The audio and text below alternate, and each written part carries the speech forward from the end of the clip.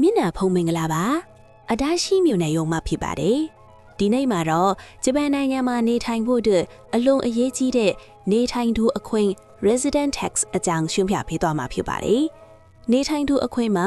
မြို့နယ်အခွင့်မြို့တော်အခွင့်နဲ့တစ်တော်ပတ်ဝန်းကျင်ထိန်းသိမ်းရေးအခွင့်တို့ပါဝင်ပါတယ်ကျွန်တော်တို့ရဲ့ဟလောင်ချာအဖွဲ့နဲ့အတူစီကန်းချက်တွေကိုလေ့လာကြည့်ကြရအောင်အခွင့်ပေးဆောင်ရမယ့်သူပထမဦးဆုံးဘယ်သူတွေအခွင့်ဆောင်ရမလဲဆိုတာနဲ့ပတ်သက်ပြီးရှင်းပြပါမယ်။ဇန်နဝါရီလ1ရက်နေ့မှာ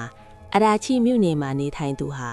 အရာချီမြို့နယ်ကိုအခွင့်ဆောင်ရပါမယ်။အခွင့်ပမာဏကိုတော့ပြီးခဲ့တဲ့နှစ်ဇန်နဝါရီလကနေဒီဇင်ဘာလအထိရရှိခဲ့တဲ့လစာစတာတွေပေါ်မှာမူတည်ပြီးသတ်မှတ်ပါတယ်။အခွင့်ပေးဆောင်မှုကိုတော့နှစ်စဉ်ဇွန်လမှာစတင်ရပါမယ်။အလူထွက်လိုက်တဲ့အခါ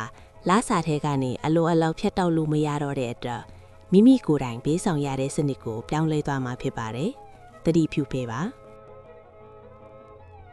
အခွန်ပေးဆောင်နည်းဆက်လက်ပြီးပေးဆောင်နည်းကိုရှင်းပြပါမယ်။ပေးဆောင်နည်းနှမျိုးရှိပါတယ်။ပထမတစ်ခုကအထူးကောက်ခံခြင်းဖြစ်ပါတယ်။ဒါကတော့ကုမ္ပဏီလာစာထဲကနေအလိုရောက်ဖြတ်တောက်တဲ့နည်းလိုင်းဖြစ်ပါတယ်။ဒုတိယတစ်ခုကတာမန်ကောက်ခံခြင်းဖြစ်ပါတယ်။ဒါကတော့မြို့နယ်ရုံးကနေပေးပို့လာတဲ့အခွန်ပေးဆောင်လွှာကိုအသုံးပြုပြီးတတ်မှတ်ထားတဲ့ရမတိုင်ခင်မိမိကိုယ်တိုင်ပေးဆောင်ရမည့်နည်းလမ်းဖြစ်ပါတယ်။အခွန်ပေးဆောင်လွှာကိုနှစ်စဉ်စုံလာမှာပေးပို့ပါတယ်။ဘဏ်အဆင့်ပြေစတို convenience store နဲ့ smartphone application တွေကနေပေးဆောင်နိုင်ပါတယ်။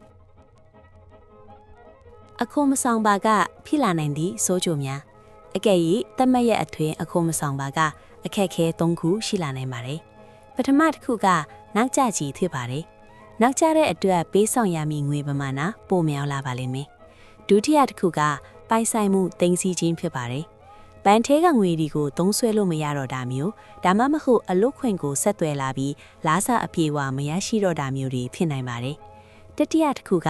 နေဆိုင်ခွင့်ဗီဇ status of residence အပေါ်တက်ရောက်မှုရှိခြင်းဖြစ်ပါတယ်။လူဝင်မှုကြီးကြပ်ရေးရုံးမှာလုံထုံးလုပ်နေတဲ့အတွက်လိုအပ်တဲ့စာရွက်စာတမ်းတွေကိုထုတ်ယူလို့မရတာမျိုးတွေဖြစ်တတ်ပါတယ်။ဒါကြောင့်အခွန်ကိုတတ်မှတ်ရအတွင်းမပြတ်မကွက်ပေးဆောင်ကြပါစို့အတီးပေးချက်ဂျပန်နိုင်ငံကနေထခွာမဲ့အခါလှုပ်ဆောင်ရမဲ့လှုပ်ထုံးလူနည်းများကြောင့်ဖြစ်ပါတယ်နေထိုင်သူအခွန်အားလုံးကိုမပေးဆောင်ရသေးမီဂျပန်နိုင်ငံကနေထခွာမဲဆိုရင်အခွန်စီမံခန့်ခွဲသူ tax agent ကိုသတ်မှတ်ထားဖို့လိုအပ်ပါတယ်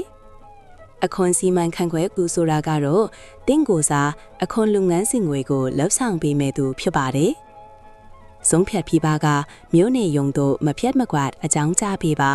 ။ပေးဆောင်ရန်အခွန်များကြန့်ရှိနေရန်နဲ့မိမိနိုင်ငံတို့ပြန်မသွားပါရန်မိသားရခံအပ်ပါတယ်။စွတ်သွန်ရန်ပုံမှုအသေးစိတ်သိရှိလိုပါက